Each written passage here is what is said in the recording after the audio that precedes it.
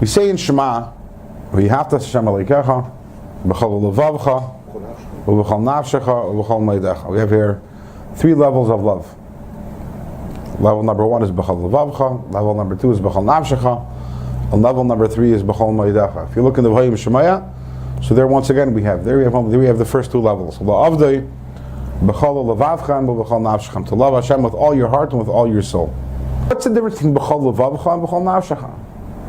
It sounds poetic. Right? Love Hashem with all your heart, with all your soul. What's the difference? So Chassidus explained, based on the Pashup Pshat in the Pasuk, that B'chol nafshecha means, as Rashi says, Afilu hu noita las nafshecha. Rashi brings that down. B'chol nafshecha means that we're expected to love Hashem to the point that we're willing to give up our life for Hashem. So obviously that's a higher level than B'chol levavcha, because it's the second level. We go from the easier to the harder. So on the first level, I can love Hashem b'chol levavacha with all my heart, but I'm not willing to give up my life for Hashem.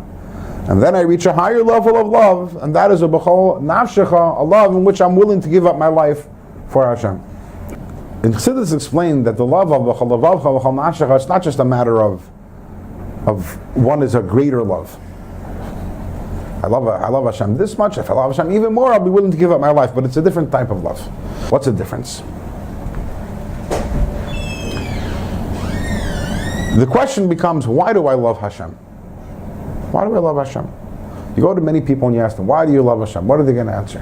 What are they like? Awareness of all the chesed of HaKadosh Baruch Hu. Beautiful. All the chesed that Hashem gave me. Karas HaTov. Think right. If you're not aware very of good. it, then you can't love him. So that's a ava b'chol levavcha. That's a ava with all your heart. Why is that? So you love Hashem. Why? Because all the good He gives you. What did He give you? What good did He give you? Life. What's that? He gives you life.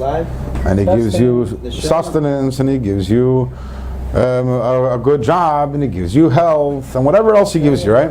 Everything. All the small things. All the small things. But if you think into that, the definition of that love is like this. I love life. I love money. I love health. That's my frame of reference, right? And then I say, and where is all this coming from? All this is coming from Hashem, so therefore I have to love Hashem because He is the provider of all the things in my life that are important. What's important? My life is important.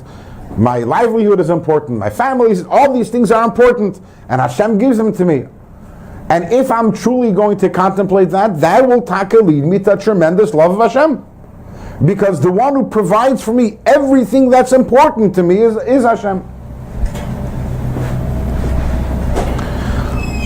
But can such a love lead to a person giving up his life? No. If the reason why I love Hashem is because He gives me everything that's important to me, including in my life, the moment Hashem says, okay, now give me everything that's important to me. Oh, 1 second, I don't love you anymore. The reason why I loved you was because you gave me all these things, because you gave me my life. So what do I love more? My life. That's right. So in order to have a love, which is b'chol nafshecha, a love which will allow me to give up my life for Hashem, it's a different type of love. It's a love where everything in my life isn't as important as Hashem. Why do I love Hashem? Because He's more important to me than everything that I have, including my life. Not because He provides them. Ava b'chol nafshecha, a love of b'chol nafshecha is understanding that everything in this world is nothing.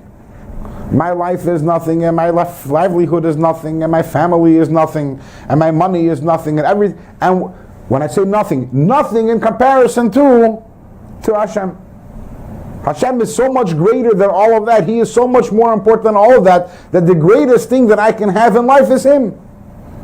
And if that is the greatest thing that I can have in my life, is my connection with and my relationship to Hashem, then if maintaining that connection and maintaining that relationship means giving up everything, so big deal. So be it.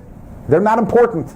They're not nearly as important as what's really important as my relationship with Hashem. For many of us, this is foreign. I mean, it's hard to relate to.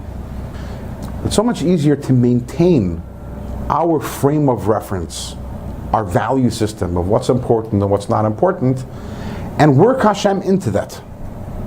And have a relationship with Hashem based on our current frame of reference and case and based on what's valuable to me and what's important to me and what's not.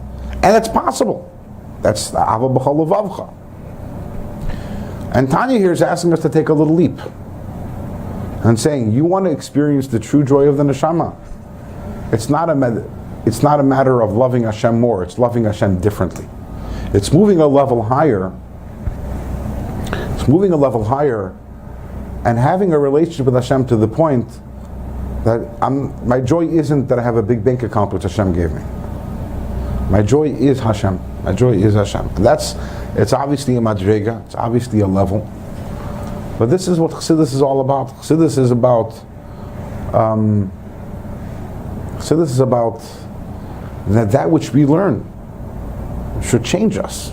Should change us. Not only that I should recognize that everything that I have is from Hashem, but my whole value system changes. What's important to me? What do I cherish? What is the most valuable thing that I have is my relationship with Hashem. And the more we learn Chassidus, the more we learn this Sfarim, the more our souls catch on fire. And it definitely, as Dr. Rebbe says, it takes, the words are yamek machshavti, it takes thought, it takes contemplation, but ultimately the end goal is to reach a place where we're living in a different place.